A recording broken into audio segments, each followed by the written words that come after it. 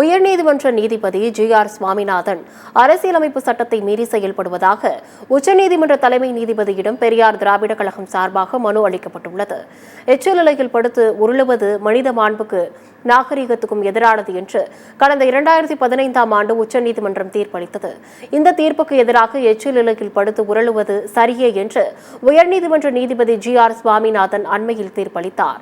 இந்த நிலையில் நீதிபதி சுவாமிநாதன் உச்சநீதிமன்ற தீர்ப்புக்கு எதிராகவும் அரசியல் அமைப்பு சட்டத்தை மீறி நடந்ததாகவும் உச்சநீதிமன்ற தலைமை நீதிபதியிடம் பெரியார் திராவிடர் கழக தலைவர் கு. ராமகிருஷ்ணன் புகார் மனு அளித்தார்.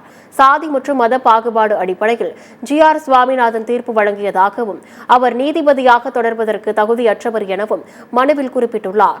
நீதிபதியாக இருந்து கொண்டு சர்ச்சைக்குரிய தீர்ப்பு வழங்கியது குறித்து உச்சநீதிமன்றம் விசாரணைக்கு உத்தரவிட வேண்டும் என்று திராவிடர் விடுதலை கழக தலைவர் கொளத்தூர் மணி உச்சநீதிமன்ற தலைமை நீதிபதிக்கு கடிதம் எழுதியுள்ளார்.